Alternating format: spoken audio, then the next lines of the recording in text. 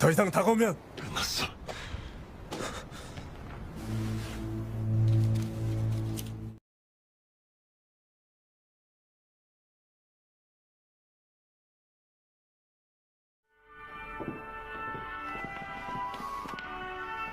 Adegan dibuka dengan 3 pemain kita yang tersisa, berjalan kembali menuju asrama.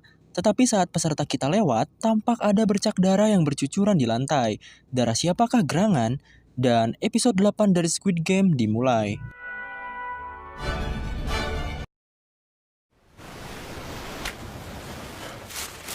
Jungwoo berhasil naik ke daratan. Dengan segera, ia membuka peralatan selam dan mengambil HP-nya. Saat melihat layar, ia mendapati bar jaringan yang kosong. Jungwoo menoleh ke atas, kemudian berlari menuju tempat tinggi untuk mendapat sinyal.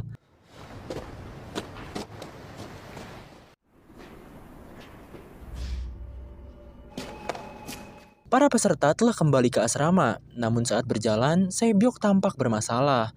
Nafasnya sedikit tersenggal, dan langkahnya pun agak pincang. Gi-hun menghampiri Sang-woo, memegang pundak dan menatapnya dengan serius. Gi-hun bertanya mengapa Sang-woo membunuh si bapak gondrong. Sang-woo pun balik bertanya mengapa Gi-hun begitu perhatian setelah bisa selamat dengan beruntung. 운 좋게 제일 뒷자리를 뽑더니 그 사람 분명히 가려고 했어. Sang-woo berteriak pada Gi-hun, berkata bahwa hidupnya jadi menyedihkan karena suka ikut campur dan pikirannya lamban. Gi-hun mengiyakan omongan Sang-woo, mengaku bahwa dia memang bodoh dan suka ikut campur urusan orang lain. 정신 차려. 그러면 Namun kemudian, Gi-hun bertanya mengapa Sang-woo yang seorang jenius yang dibanggakan bisa bernasib sama dengan orang bodoh sepertinya. 운동의 사랑 서울대 천재 조 똥밭에서 뒹굴. Setelah mendengar perkataan tersebut, Sang-woo hanya bisa menatap Gi-hun dan menjadi bisu. Kena comeback cuy. 무사히 끝내신 여러분께 Beberapa saat kemudian, para staf datang, memberi ucapan selamat pada mereka yang berhasil bertahan setelah melewati 5 permainan, dan akan memberikan mereka hadiah. Namun staf meminta mereka untuk mengenakan pakaian yang mereka sediakan terlebih dahulu. 갈아입어 주시기 바랍니다. Adegan pun beralih, memperhatikan Sae-byok yang sedang berdiri di depan wastafel. Dia nampak kesakitan, dan ternyata tetesan darah yang ada di awal berasal dari Sae-byok. Tadinya gue kira dari tangan Gi-hun. Sae-byok berusaha mencabut kaca tersebut dan berhasil. Dia segera merobek pakaiannya dan langsung mengikat lukanya dengan kain tersebut. Kini kembali ke pelarian Jungwoo, dan ternyata frontman beserta bawahannya sudah sampai di pulau yang sama. Frontman yang menemukan tabung oksigen milik Jungwoo langsung menembaknya, menutup kemungkinan Jungwoo untuk kabur. 산채로 잡아와. Jungwoo yang mendengar suara tembakan langsung mengecek kembali HP-nya. Kini jaringan sudah tersedia dan ia pun menelpon kepala timnya. 반장님, 다 설명드릴게요. 보내주세요. 뭐라고? 지원? 제가 지금 사진이랑 동영상 보낼 테니. Telepon berhasil sampai. Kepala tim langsung marah-marah dan bertanya tentang keberadaan Jungwoo. Namun Jungwoo yang waktunya tipis langsung meminta agar kepala tim mengirim bantuan. Lalu berkata bahwa dia akan mengirim foto dan video berisikan bukti.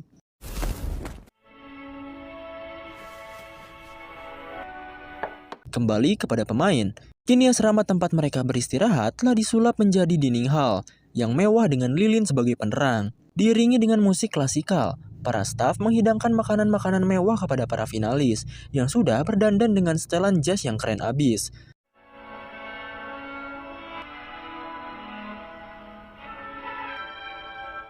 Setelah salah satu staf memberikan sambutan, dia menyampaikan agar para finalis tidak mencemaskan apapun dan menikmati hidangan.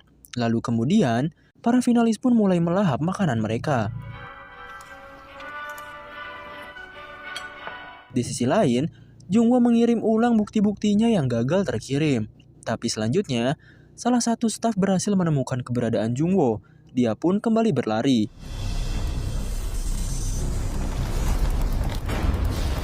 Para finalis menikmati makanan mereka, sementara Gi-hun dan Sang-woo saling balap makan. Sae-byok justru masih susah payah memotong dan melahap makanannya. Jungwoo kini kehabisan jalur untuk kabur, dan pada akhirnya para staf dan frontman berhasil mengejarnya. Jungwo menodongkan pistol dan meminta para staf untuk menyerah, berkata bahwa dia sudah melapor dan penjaga pantai akan segera kemari. 글쎄, 대한민국 제대로 갔는지 뭐. Frontman maju, meragukan gertakan dari Jungwo. Frontman menjelaskan bahwa dari 5 amunisi peluru di pistol Jungwo, yang beneran terisi hanya ada 3, karena berdasarkan peraturan polisi Korea, 2 sisanya dikosongkan dan diisi peluru hampa. 7탄 3발 쓰네. Frontman melanjutkan dengan berkata bahwa 2 peluru Jungwo sudah terpakai untuk membunuh staf dan membuka pintu darurat. Jadi, yang tersisa hanyalah 1 peluru. Jungwo pun menjawab bahwa 1 peluru saja sudah cukup untuk membunuhnya. Pelatuk pun ditarik.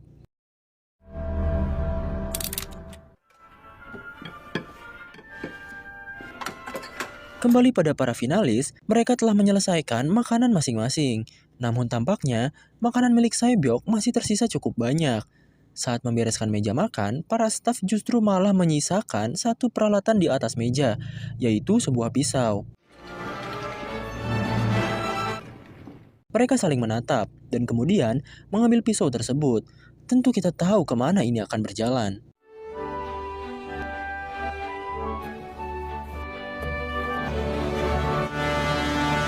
Adegan berganti. Kini Frontman mulai melangkah maju, tapi kemudian ditembak oleh Jungwo tepat di dada sebelah kanan. Staf hampir menembak, namun dihentikan oleh Frontman. Frontman terus membujuk Jungwo untuk menyerah dan ikut dengannya. Hingga pada akhirnya, Jungwo menurunkan pistolnya. Ia bertanya siapa identitas Frontman yang sebenarnya. Lalu kemudian,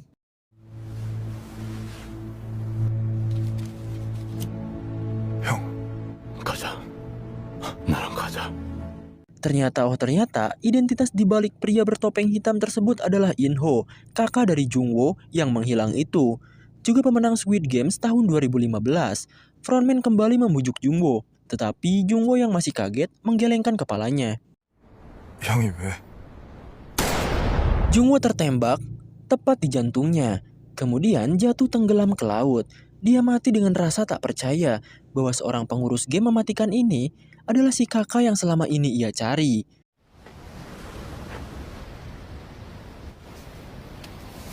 Kini adegan kembali pada asrama. Gi-hun, Sang-woo, dan Se-byeok berbaring di kasur mereka. Gi-hun dan Sang-woo sama sekali tidak tidur. Mereka saling mengamati satu sama lain. Kemudian, Gi-hun menoleh, melihat Se-byeok yang ternyata sedang nundutan. 강세벽. 졸던데 죽일 거였으면 진작 준영으로. Se-byeok yang kaget mengacungkan pisaunya pada Gi-hun. Namun Gi-hun dengan segera menenangkannya.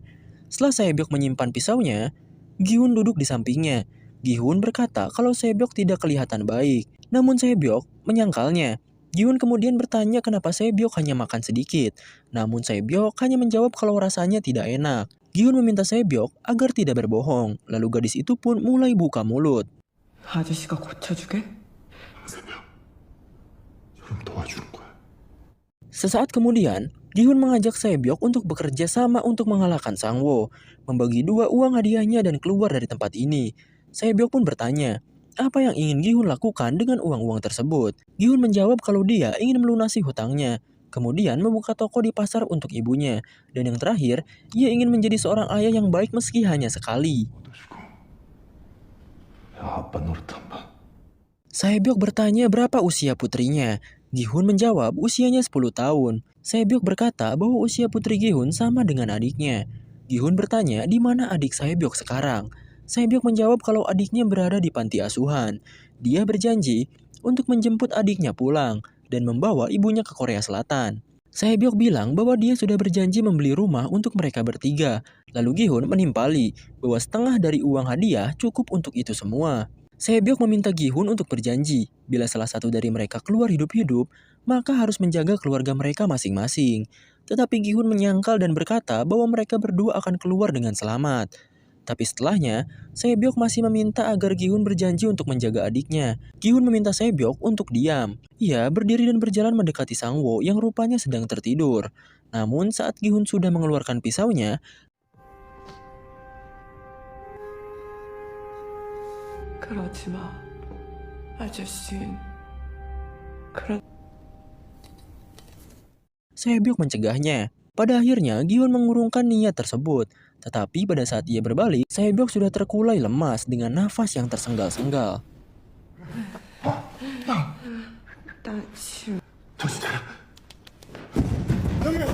Gi-hun membuka selimut Sae-byok. Ia pun kaget melihat kemeja Sae-byok yang kini berlumuran dengan darah. Gi-hun meminta Sae-byok untuk bertahan. Ia pun langsung berdiri dan pergi untuk memanggil dokter. Gi-hun yang panik menggedor-gedor pintu.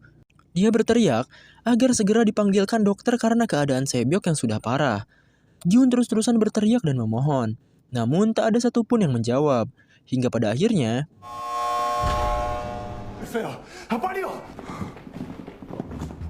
gerbang dibuka dan para staf sudah berjejer di baliknya. Gi-hun langsung meminta mereka untuk memeriksa Sae-byok, namun para staf mengabaikan Gi-hun. Berjalan melewatinya sambil membawa peti.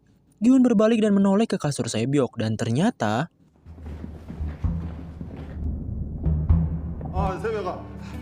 di sana ada Sang-woo yang berdiri di sampingnya.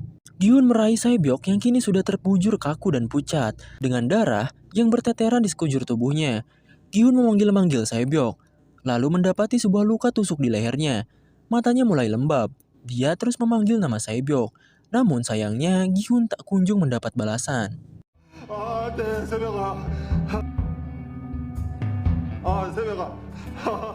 Gi-hun meletakkan Sae-byok, menoleh ke arah Sang-woo yang masih memegang pisaunya.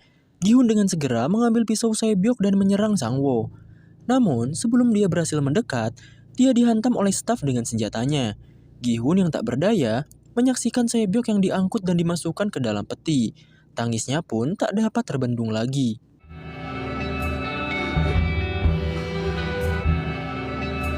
Di sisi lain, frontman tengah mengobati luka tembaknya. Dia pun menatap kaca. Tapi yang ia lihat bukanlah bayangannya, melainkan adiknya yang baru saja ia bunuh dengan tangannya sendiri.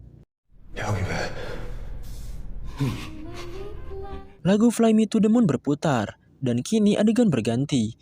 Peti yang berisi mayat Sae-byok pun dimasukkan ke dalam tempat kremasi. Api dinyalakan, dan peti pun terbakar perlahan-lahan. Dan tepat di sini, perjuangan Kang Sae-byok demi membahagiakan keluarganya berakhir dengan pilu. Dan episode 8 Squid Games ini pun ditutup dengan kematian Sae-byok. Telah terbongkar bahwa kakak dari Jung-woo yang selama ini ia cari ternyata frontman sendiri. Lanjut ke episode terakhir aja cuy. 안돼 비밀이야. 가영아 아빠가 도착하면 다시 전화.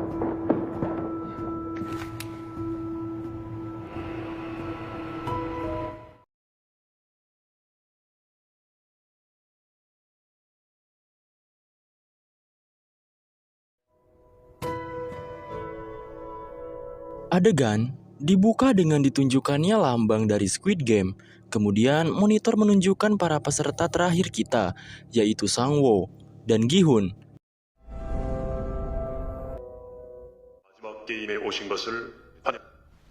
Di sebuah lorong, Gi-hun dan Sang-woo saling berhadap-hadapan, disertai dengan para staf di samping mereka. Seorang staf memutuskan untuk melakukan lempar koin untuk menentukan posisi pemain pada game terakhir. Gi-hun ditanya apa yang akan dia pilih, dan dia memilih segitiga, dan otomatis Sang-woo mendapat kotak.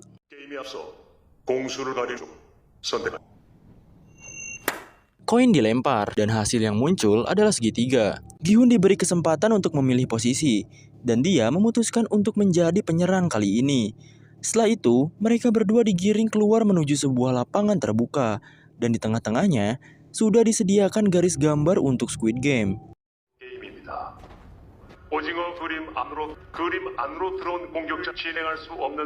Seorang VIP berkata bahwa Squid Game merupakan nama yang tak biasa.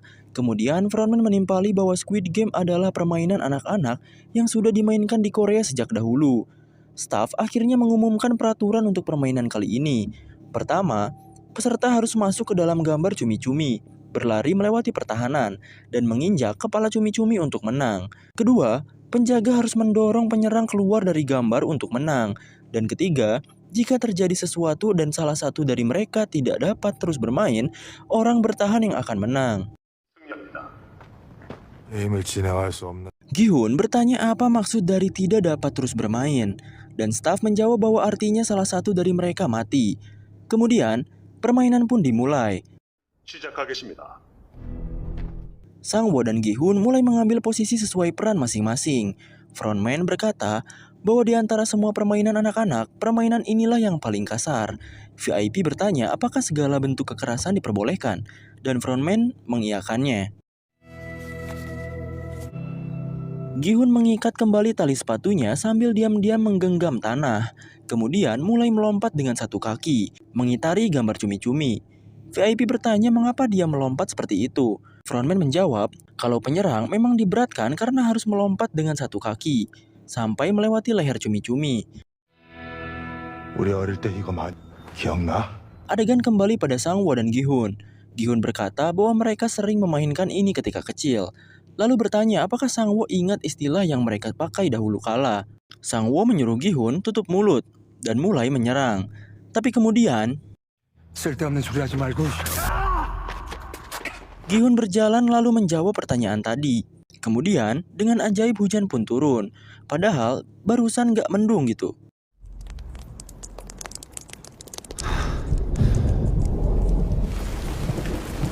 Balik ke duel peserta kita. Sang-woo bicara kalau dia hanya mempercepat penderitaan Sae-byok dengan membunuhnya. Tapi Gi-hun menyangkal dan bilang kalau dia masih hidup dan bisa diselamatkan. Namun kenyataannya, tujuan Sang-woo membunuh Sae-byok adalah agar Gi-hun tidak menghentikan permainan dengan peraturan ketiga, yaitu apabila mayoritas setuju, maka permainan bisa dihentikan. Gi-hun berkata jika bukan karena Sae-byok, maka dia sudah membunuh Sang-woo, dan Sang-woo sama sekali tak bisa mendapatkan hadiah tersebut. Setelah mengeluarkan pisau, Gi-hun langsung maju dan menyerang Sang-woo. Sang-woo berhasil mencekik Gi-hun, berusaha untuk menusuknya. Namun kemudian Gi-hun langsung menyabet tangan Sang-woo hingga dia melepaskannya. Pisaunya pun terjatuh. Tak ambil lama, Gi-hun melanjutkan serangan dan berhasil menggores pipi Sang-woo. Sang-woo membuka jasnya untuk dijadikan senjata. Gi-hun maju dan menusuk Sang-woo, tapi serangannya berhasil ditangkap. Pisau Gi-hun terjatuh. Sekarang mereka saling adu tinju. Sang-woo mencolok mata Gi-hun hingga dia terdorong ke belakang. Tapi untungnya Gi-hun masih bisa bertahan dan menubruk kepala Sang-woo dengan jidatnya. Sang-woo melemparkan jasnya pada Gi-hun, kemudian maju dan pertarungan pun berlanjut dengan sengit. Gi-hun tampak unggul, tapi kemudian Sang-woo mengambil pisau yang tergeletak dan menusuk paha Gi-hun.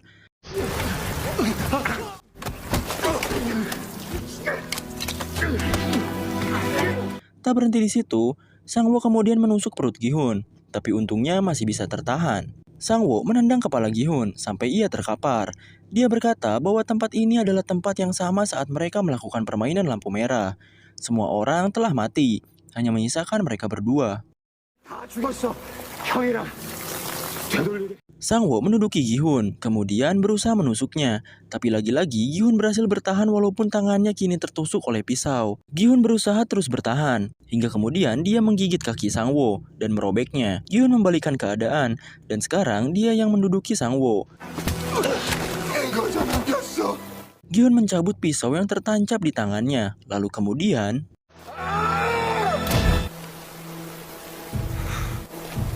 VIP berkata bahwa game telah berakhir. Gi-hun mulai berjalan ke kepala cumi-cumi, dan staf langsung menodong Sang-woo dengan pistol. Namun tetapi, Gi-hun malah menghentikan langkahnya, dan berbicara kalau dia tak mau melanjutkannya. VIP bertanya-tanya. Gi-hun menghampiri staf dan menyebutkan peraturan ketiga, meminta untuk menyerah. Staf pun menyampaikan perkataan Gi-hun pada frontman. VIP semakin keheranan. Sang-woo yang sudah tak berdaya mulai mengenang masa kecil mereka. Dia bilang kalau biasanya setelah mereka bermain, ibu mereka memanggil untuk makan malam. Namun kini, tak ada yang memanggil mereka. Gi-hun mengulurkan tangannya, mengajak Sang-woo untuk pulang. Sang-woo meraih tangan Gi-hun, namun kemudian Sang-woo menusuk lehernya sendiri. Gi-hun terbelalak kaget. Sang-woo memanggil Gi-hun. Namun Gi-hun meminta Sang-woo untuk tidak berbicara. Sang-woo melanjutkan dengan menyebut ibunya. Tetapi sebelum ia menyelesaikan kalimatnya, nyawanya telah pergi. Pada akhirnya, Gi-hun berakhir menjadi pemenang dari game terkutuk ini.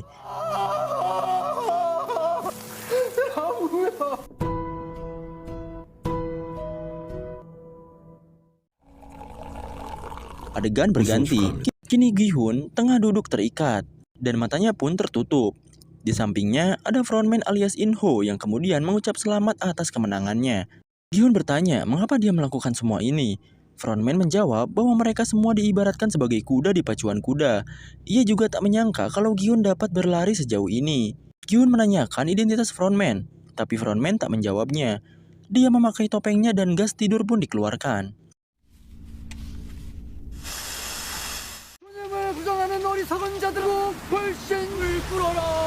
Gi-hun yang masih dalam keadaan terikat dan tak sadarkan diri diturunkan di pinggir jalan. Setelah sadar dan dilepaskan oleh orang asing, dia memuntahkan kartu ATM dari mulutnya. Adegan berganti dan kini Gi-hun berada di ATM. Dia hanya mengambil 10.000 won, kemudian memasukkan PIN yang berupa nomor pesertanya, 0456. Setelah uangnya ditarik, layar pun menampilkan saldo rekeningnya yang kini berjumlah lebih dari 45 miliar won. Gi-hun berjalan dengan lesu, dan kemudian ia bertemu dengan ibunya Sang-woo. Ibu Sang-woo memeriksa keadaannya, namun menduga kalau Gi-hun hanya mabuk dan berkelahi. Ibu Sang-woo memberi Gi-hun makarel, lalu berkata kalau sepertinya ibu Gi-hun sedang sakit karena tidak mengangkat teleponnya. Selama 2 hari dia juga tidak berjualan. 니네 엄마 어디 아픈지 내가 한번 가봐야 되는데. Gi-hun memberikan 10.000 won miliknya, namun ibu Sang-woo menolak dan berjalan pergi. Tapi sebelum kembali ke toko, ibu Sang-woo sempat bertanya, apa Gi-hun mengetahui tentang Sang-woo? Namun Gi-hun tak berani menjawabnya. Akhirnya, ibu Sang-woo menyuruh Gi-hun untuk melupakannya. untuk melupakan perkataannya dan pergi.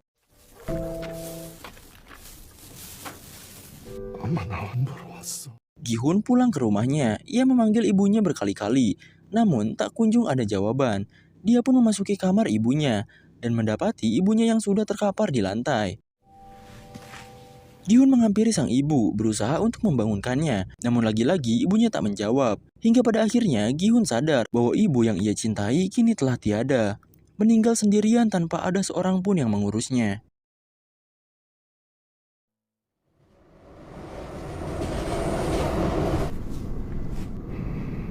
1 tahun berlalu, Gi-hun yang kumis dan jenggotnya tumbuh lebat diundang ke kantor bank tempat rekeningnya terdaftar.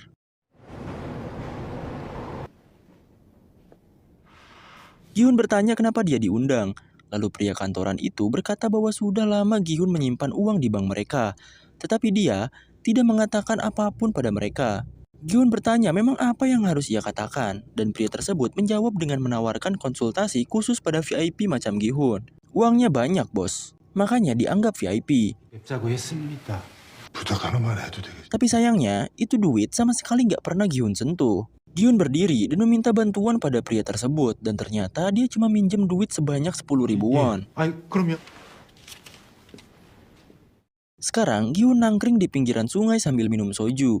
Lalu kemudian, seorang ibu tua menghampiri dan menawarkan untuk membeli bunganya yang tak laku-laku. 저기요. Gi-hun memberikan uangnya, lalu si ibu memberinya sebatang bunga. Tetapi ternyata, di bunga tersebut tertempel sebuah amplop kecil. Gi-hun membukanya, dan ternyata di dalamnya berupa kartu dengan lambang Squid Game. Gi-hun membalik kartu tersebut, dan di situ terdapat sebuah pesan yang tak terduga. Gi-hun sampai ke lokasi yang tertera di kartu. Dia mulai naik dan akhirnya sampai ke sebuah ruangan yang luas dan gelap. Namun di tepi ruangan, tampak sebuah ranjang dengan peralatan medis di sekitarnya. Gi-hun berjalan mendekat. Ada orang yang berbaring di sana. Dan ternyata...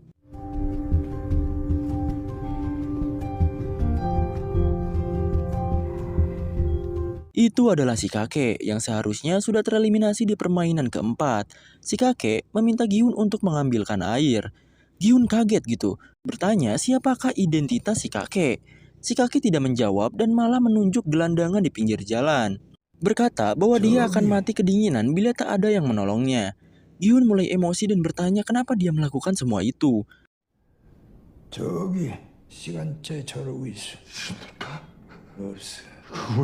Kakek balik bertanya apakah Gi-hun akan membantu gembel tersebut. Gi-hun berteriak. 냄새를 한 번 더 하지. Si kakek mengajak Gi-hun untuk bermain lagi. Jika si gembel masih di situ sampai jam 12 malam, si kakek menang. Dan kalau ada orang yang membantunya, maka Gi-hun yang menang. Gi-hun mencengkram keras si kakek dan mengancam akan membunuhnya. 헛소리하지 마. Namun si kakek berkata kalau Gi-hun melakukannya maka dia tak akan mendapat jawaban dari pertanyaannya. Gi-hun melepas si kakek. Kemudian mengamati si gembel dan melihat jam yang menunjukkan jam setengah 12. Dia pun berkata jika si kakek kalah, maka Gi-hun akan membunuhnya. Waktu terus berlalu, dan kini sisa 15 menit sebelum tengah malam. Gi-hun bertanya lagi siapa identitas si kakek, dan si kakek menjawab kalau dia adalah orang yang memutarkan uang. Gi-hun bertanya apakah Oh Il-nam merupakan nama asli si kakek, dan si kakek mengiyakannya. Ia juga bilang kalau dia benar-benar memiliki tumor di kepalanya, dan dia beneran pernah tinggal di rumah yang sama seperti di permainan keempat. Gi-hun kembali melihat si gembel, ada orang yang menghampirinya, tapi orang tersebut malah pergi lagi. Si kakek bertanya apakah Gi-hun masih mempercayai manusia setelah segala hal yang ia alami. Namun Gi-hun malah balik bertanya apa tujuan si kakek mengundangnya kemari. 상금은 손도 대지 않다고 들었어. Kakek berkata dia diberi kabar kalau Gi-hun sama sekali tidak menyentuh uang hadiahnya. Kemudian bertanya apakah Gi-hun merasa bersalah. Namun Gi-hun berkata kalau si kakek tak pantas untuk mengatakannya. Si kakek lanjut bicara, memberitahu tentang persamaan orang yang tak punya uang dan orang yang kebanyakan uang. Dua-duanya merasa bosan. Yang satu bosan hidup susah, yang satu bosan karena hidupnya keenakan. Dan kemudian, si kakek pun mengadakan Squid Game demi mendapat kesenangan. Tentu Gi-hun tak senang dengan perkataan si kakek. Namun si kakek melanjutkan dan berkata bahwa dari awal, dia sama sekali tidak memaksa siapapun untuk bermain. Dan itu emang beneran cuy. Kini tengah malam sudah semakin dekat. Si kakek kembali bertanya apakah Gi-hun masih percaya pada kemanusiaan. Gi-hun balik nanya kenapa si kakek sampai ikut permainan. Si kakek menjawab kalau sebelum ia mati, ia ingin merasakan kesenangan yang pernah ia rasakan di masa kecilnya. 기분이 좋던가. 기억 Waktu benar-benar hampir menunjukkan tengah malam. Namun beberapa detik sebelum semuanya berakhir, sebuah mobil polisi datang menghampiri gembel yang tadi. Dan ternyata orang yang tadi pergi memanggil polisi supaya si gembel diurus. Dengan ini, Gi-hun memenangkan permainan terakhirnya bersama si kakek. 사람이 왔어. Bel berbunyi, tanda tengah malam. Gi-hun kembali menoleh pada si kakek. Namun kemudian, 힌트 봤지? 당신이 졌어. tepat jam 12 malam, si kakek mengembuskan napas terakhirnya. Gi-hun mendekatinya, lalu mendeklarasikan kemenangannya. Frontman menutup mata si kakek yang masih terbuka, dan ditunjukkanlah sebuah flashback ketika si kakek absen saat para VIP datang. Rupanya dia pergi untuk mengikuti permainan keempat. 재미있을 수가.